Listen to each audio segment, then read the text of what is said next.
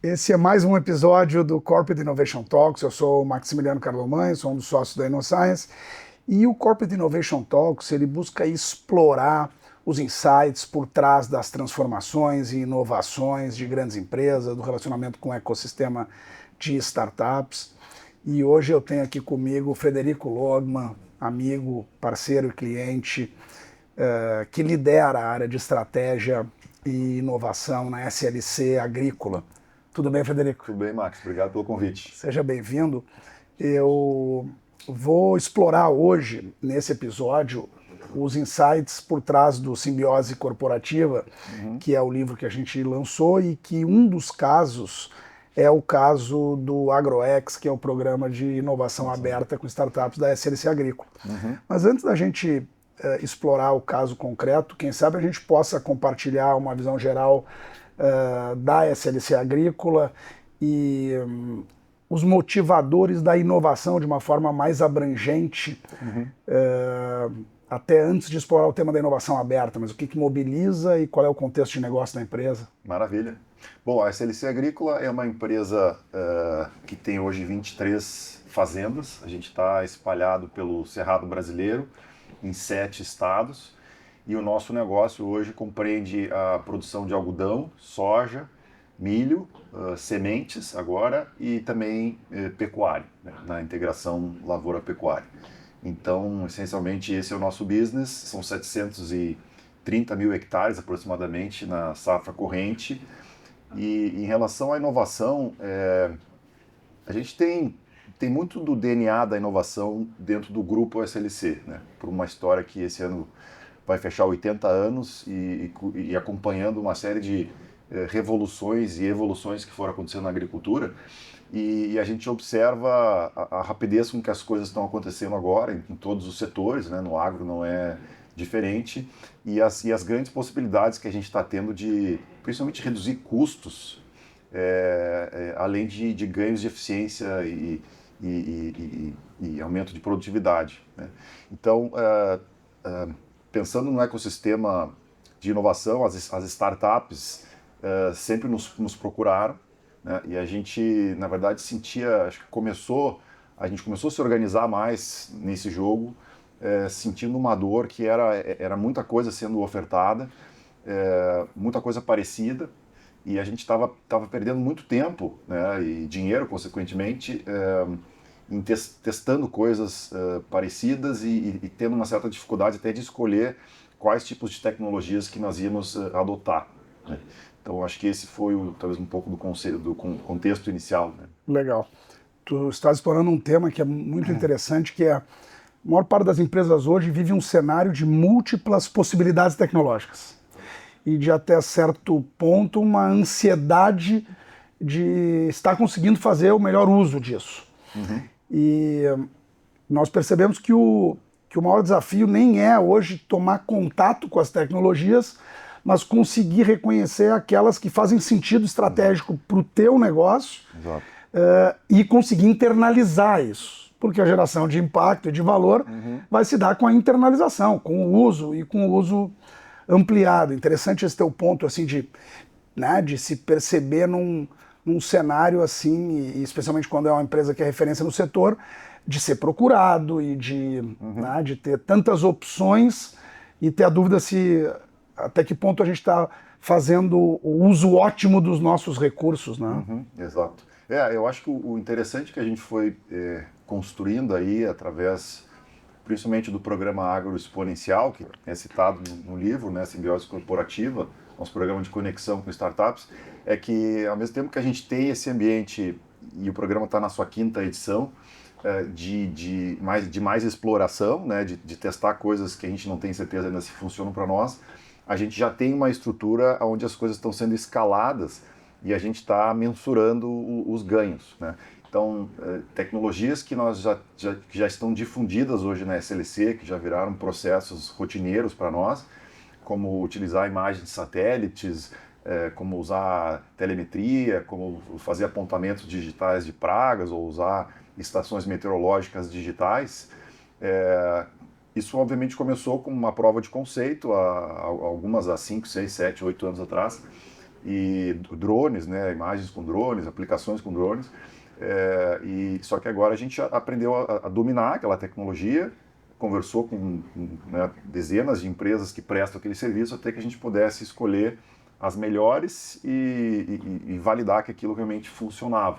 Então a gente tem esse espaço hoje através do nosso Centro de Inteligência Agrícola, onde a gente explora e usa essas tecnologias e continua tendo o programa que é o Berçário, né?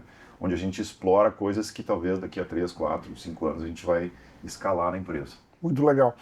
Então, pensando assim na jornada do AgroX, que fala muito a partir dessa experiência do AgroX e de outras iniciativas, a gente foi montando aquele passo a passo, que é eu alinho o que eu quero, 2, eu organizo uma governança, 3, eu busco soluções, 4, eu filtro, 5, eu desenho os experimentos, 6, eu executo e 7, eu avalio resultados. Vamos falar rapidamente dessa jornada. Quais são os insights assim, sobre a seleção das oportunidades? Mais um modelo de empurrar para as áreas de negócio, mais um modelo de puxar, como é que o contexto de cada estrutura impacta em se a gente deve priorizar ele para trabalhar nessa edição ou não? O que tu pode compartilhar assim, de insights dessa primeira fase? Eu acho que a primeira edição do Exponencial foi de 2019, né, com o apoio de vocês aí que nos trouxeram a metodologia, né, e na SLC a gente gosta muito de método, né, como empresa de engenheiros, né, então a gente gosta muito de método e a gente sentiu assim que realmente eram as melhores práticas e isso nos permitiu otimizar essas escolhas, né, de como é que a gente ia que tipo de tecnologia a gente iria ir atrás naquele momento, né? Então, desde o processo de entrevista dos gestores, né, para tentar capturar as dores, né, que estavam levantando problemas que a gente estava vendo que a nossa cadeia tradicional de fornecedores não estava endereçando, né, e até passando pelo o elemento que é as pessoas realmente estão querendo resolver aquele problema, né? O gestor quer resolver aquele problema, ou eu vou estar largando no colo dele uma tecnologia que ele não está interessado em testar, né? Então foi uma das coisas que a gente foi aprendendo, assim, esse é um elemento importante, né? Realmente a partir da área a dor e a gente vê que eles estavam querendo resolver aquele problema e iam se engajar no teste e buscar aquela solução, né? Então acho que um dos elementos de sucesso do programa aí é a originação das iniciativas, né? A gente partir de uma dor que é real, que vem das áreas de negócio e é um pepino realmente que eles estão tentando resolver. Interessante esse teu ponto, e que esse modelo de puxar, vamos dizer assim, a dor, ele quem sabe faça muito sentido nesse contexto de estratégia de busca de eficiência, porque tu precisa do líder da área de negócio, da operação, querendo resolver, e que quem sabe seja distinto de quando tu estás no CVC, né, fazendo investimentos, que aí tu estás olhando além da lista de prioridades do líder operacional, né? Isso. Mas vamos... Do H1. Do H1, além né? do H1, Mas vamos então, a partir desse alinhamento dos temas, vem uma questão assim de governança que é papéis, responsabilidades, áreas de apoio, alta gestão. Qual que é o insight do caso nessa estruturação da governança? Que papel faz a área de inovação? Que papel faz quem está na operação? Que são os aprendizados na tua leitura? A gente enxerga que a nossa área de inovação ela ajuda na batida do bumbo, assim, né? Além da gente hoje ter uma espécie de capital semente, né? Um seed money, assim, que a nossa área tem e foi conquistando ao longo do tempo e que financia as provas de conceito, né? Depois, quando a iniciativa escala, aí esse recurso financeiro passa a ser das áreas de negócio, mas no berçário ali, no começo, nós temos o seed money que vai financiar as provas de conceito, né? E aí a gente ajuda, né, as áreas a desenharem o mínimo teste viável, né? A mínima POC viável para validar algumas coisas e a gente traz esses momentos de checkpoint, assim, em que ou o nosso comitê de inovação ou a diretoria participam, né? Então dá uma exposição ali para as pessoas envolvidas com a diretoria, que talvez eles não teriam se não fosse o programa, além do nosso monitoramento de como que as coisas estão andando, né? Inclusive tivemos casos interessantes de pessoas que saíram da empresa, né? E a gente, por ter uma área de inovação, uma certa centralização ali, a gente conseguiu passar a bola para um outro colega que aí continuou os testes e a coisa não caiu no esquecimento, né? Interessante esse ponto, a eventual rotatividade. A rotatividade, eu diria que ela é baixa na SLC, frente a outros casos que a gente vivencia, não só a rotatividade de saída, de turnover, mas até dentro da empresa, que há empresas que há uma cultura de maior rotatividade. Mas sempre que troca o líder do time, se não tem alguém que faz essa ponte, há um risco de descontinuidade. Exatamente. Bom, alinha uma estratégia, setamos uma governança, e aí vem uma questão de buscar as alternativas. E eu me recordo de te ouvir falar que antigamente os fornecedores da cadeia, eles se resumiam a 4 ou 5 grandes categorias. E com esse contexto de startups, uma nova gama de fornecedores se abriu.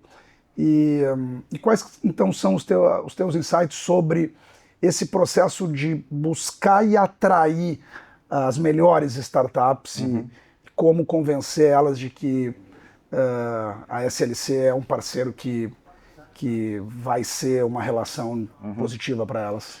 Eu acho que foi um processo que a gente foi construindo ao longo do tempo, né? Então, hoje, para que a gente possa ter o discernimento que a gente tem hoje a respeito de uma solução, por exemplo, de aplicação de precisão para herbicidas ou para fazer aplicação de fertilizante em taxa variável, há, sei lá, 8, 10 anos atrás, a gente sabia que tinha muitas empresas ofertando isso, e a gente teve que falar com praticamente todas elas, até que a gente pudesse dizer, não, esses aqui são melhores do que esses, né?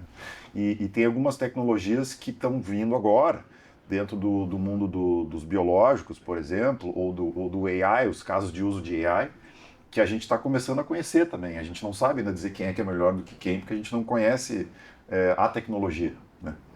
Então foi um processo de amadurecimento, assim, e essas tecnologias que foram sendo incorporadas ao agronegócio, né?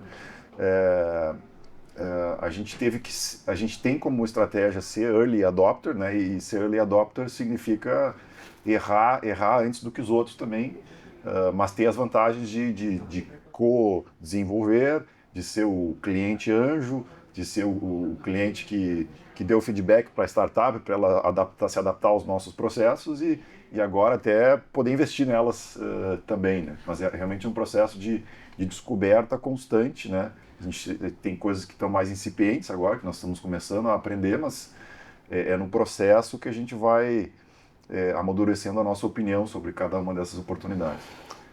Tu trouxeste um tema muito interessante que tem um conceito em gestão da inovação que chama capacidade absortiva, que é o quanto uma empresa consegue identificar uma tecnologia, reconhecer o potencial dela e internalizar. E os pesquisadores que cunharam esse termo, Cohen e Levinthal, eles viram o seguinte, que era maior a capacidade absortiva de uma tecnologia numa empresa estabelecida, o quanto a empresa tivesse um mínimo de conhecimento sobre o tema.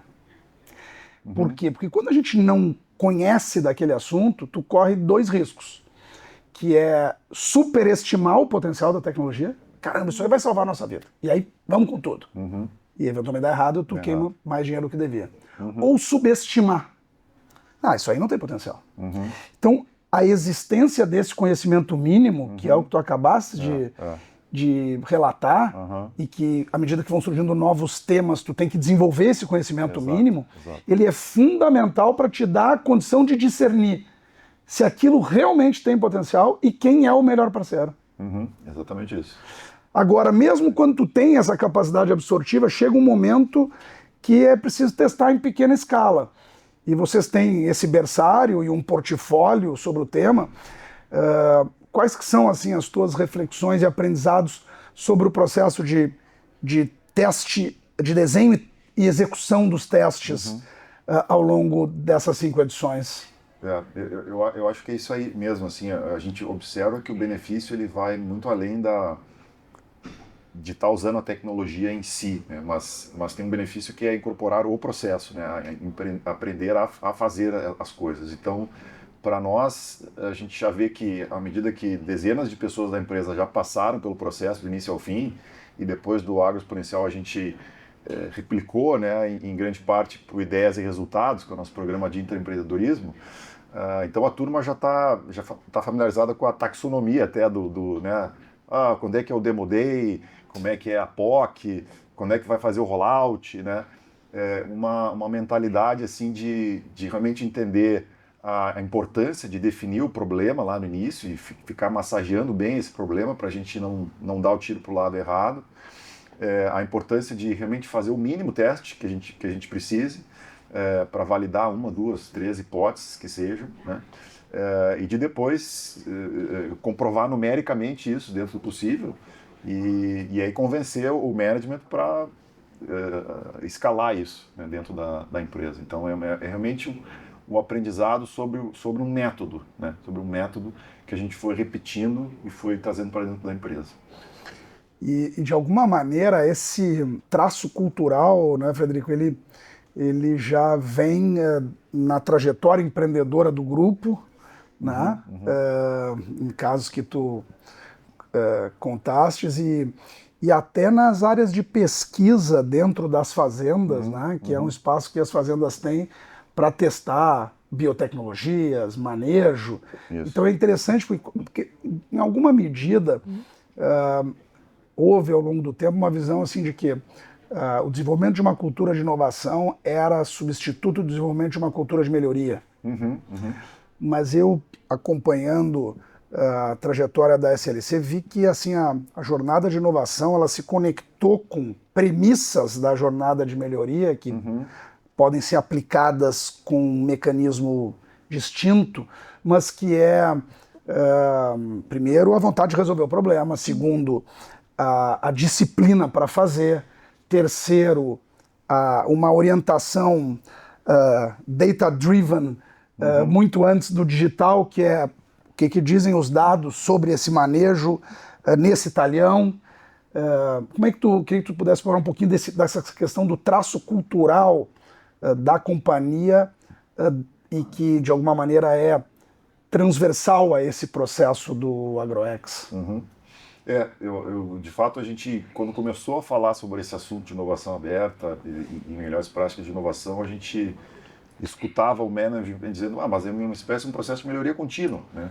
E de fato mas ele tem outros ângulos, né? Ele tem outras variáveis porque ele envolve um certo nível de experimentação, assim, de incorporação de coisas novas nos processos, que não é mais só você fazer a mesma coisa um pouquinho mais rápido, ou gastando um pouco menos, mas de você ter que costumo usar a analogia assim de que os processos são assim como se fossem canaletas assim que são criadas dentro da empresa, né? E as coisas vão se repetindo. E aí na incorporação de uma tecnologia nova você tem que mexer nessas canaletas assim, né? Porque o processo não vai mais ser o mesmo, né? Ele vai operar de uma forma diferente.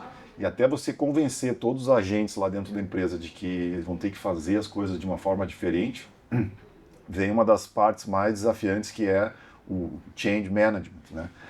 Bom, agora vamos escalar. Nós fizemos a POC, os resultados foram bons, a tecnologia funciona, ela custa um valor razoável, mas nós vamos ter que mexer nos processos da empresa para plugar esse outro processo. Então nós vamos mexer lá na tubulação, né? Mexer nos processos. Então, eu acho que isso também foi um aprendizado e a gente aprendeu também a fazer isso ao longo do... Não estou dizendo que a gente está ainda ninja em fazer isso, mas a gente já tem uma abertura dentro da empresa e dentro do management para mexer nos processos sem que a coisa seja tão dolorosa como era.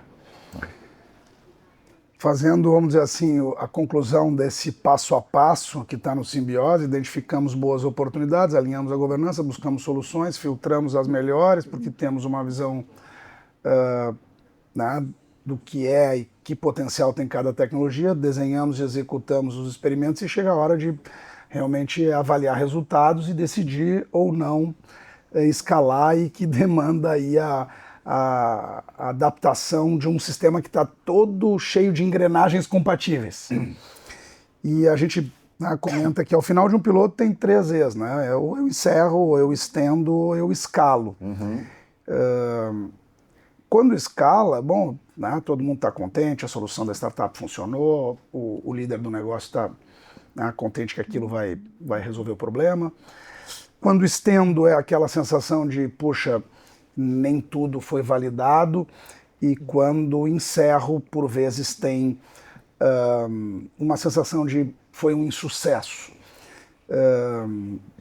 Eu queria que tu tentasse explorar a tua vivência nos casos que foram encerrados e como fazer com que os times envolvidos consigam absorver o aprendizado para que ele seja matéria-prima para acertar na próxima. Isso. Como se fosse uma maratona, corremos metade, já estamos na metade da maratona e aprendemos que o caminho não é esse, é outro. Mas nós já corremos um período, não podemos voltar do zero. Quais que são assim, as tuas reflexões sobre o tema do erro, né? Tolerância ao erro, né? Eu acho que o primeiro elemento que a gente oferece para minimizar essa aversão ao erro, né, é ajudar os times a fazer o mínimo teste viável, né? Então, se der errado, nós perdemos 30 mil reais, 40 mil reais, 3 meses, né? Mas era muito claro para todos nós que aquele era um desafio importante. A gente não estava testando besteira, né? E aí, a gente, ao final, à conclusão, a gente seguiu uma metodologia, a gente realmente garantiu que não foi despendido mais tempo ou mais dinheiro do que era necessário para aquilo, e a gente aprendeu algumas coisas no processo. Então, no nosso Innovation Day, que é um evento que a gente instituiu para celebrar aí a cultura da inovação, a gente, inclusive, gosta de explorar os casos de insucesso, né? Fala aí, fulano, o que deu errado, por que não funcionou, né? E a gente vai aprendendo com isso também, mas e deixa isso no histórico do nosso portfólio, né? Porque eventualmente surge uma ideia nova, ou surge uma ideia que já aconteceu no passado. Pô, por que a gente não instala um processo lá para os caminhoneiros que vão ficar esperando na frente da fazenda para ter um processo de chamada, assim, de uma luz? Não, a gente já testou isso em 2020 com tal startup, não deu certo por causa disso. Em 2022 a gente testou de novo e o pessoal não aderiu por causa disso e daquilo. E aí, às vezes, quando a gente pensa em fazer de novo, a gente dá um pause e pensa, realmente, acho que não vai ser a melhor abordagem essa aí, porque já houve um aprendizado antes, né? Então, eu acho que essas são as defesas, as salvaguardas que a gente tem em relação à cultura do erro. Ou seja, fazer ele pequeno, aprender com ele, guardar esse aprendizado para que ele não se repita da mesma forma. Exatamente. Para a gente concluir, numa empresa de capital aberto, né, que é alvo assim, de um disclosure maior de informações, e numa empresa de controle familiar, onde, né, todos têm interesse que o negócio dê resultado, como em tese em qualquer empresa, a gestão da inovação, que é um tema mais incerto, ela precisa de alguns rituais para que tu consiga mostrar o valor criado para ir nutrindo essa credibilidade, né? Esse capital de inovação na liderança do tema, na área, no mecanismo. Tu falastes aqui de um dos rituais, que é o Innovation Day. Se tu pudesse contar um pouquinho, assim, para quem lidera esse tipo de estrutura, o que são as práticas que tu tens junto aos diferentes stakeholders num ciclo e que tipo de informação tu leva e quais são pontos de atenção para tentar dar sustentabilidade nessa trajetória? Eu acho que no final das contas a inovação tem que entregar return on innovation, né? Então todo esse processo que a gente foi criando, a gente teve que ir com o tempo mostrando os resultados. Então a gente gosta muito de falar do quanto que a gente está economizando já com todo o nosso arranjo da agricultura digital, né? Esse ano chegou em 90 milhões de reais, né? De economia líquida, né? Com tecnologias que foram incorporadas nos últimos 5, 6, 7 anos. Então, quando a gente é chamado para falar no conselho, por exemplo, a gente mostra o berçário, né? mostra o que a gente está experimentando de novo, mas mostra o quanto de ganho a gente está entregando para a companhia já com as coisas que a gente incorporou, né? Então, claro que é valorizada a questão cultural, né, de qualquer pessoa da empresa poder dar uma ideia, da gente montar os squads, a turma se engajar num projeto que vira um projeto de coração delas, assim, né, que talvez elas não teriam essa oportunidade se não houvesse essa abertura, o aspecto todo cultural, mas no fim das contas você tem que mostrar um número de economia, né, além da questão menos quantificável, assim, que é cultural. E eu acho que isso que tem nos permitido seguir com o programa, né? A gente mostra que está experimentando, mas mostra que está capturando ganhos, né? Que as coisas estão sendo escaladas e algumas delas estão gerando dezenas de milhões de economia para nós. Muito legal. E acho que isso traz um insight também, que é o tema da seletividade dos projetos. Afinal de contas, não é o tamanho do portfólio, mas é o impacto do portfólio que gera esse retorno. Claro que um portfólio de 2, 3 iniciativas, quem sabe o retorno ajustado ao risco não vai ser o melhor, porque tu vais ter experimentado muito pouco. Eu me lembro que em algum momento o conselho fez essa demanda de vamos experimentar mais, mas ao mesmo tempo há momentos que tu precisa experimentar menos para, né, ter um uso ótimo de recursos. A gente teve períodos em que a gente focou mais em escalar e menos em originar, né?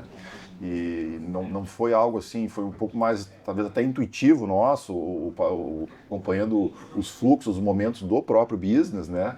Em que a gente concluiu que o foco deveria ser mais nesse, ao invés de abrir mais e mais e mais iniciativas, né?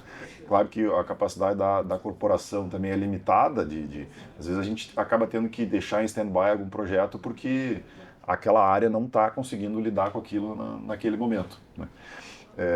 Mas é isso, acho que tem um pouco de arte aí no processo também para sentir o timing, né?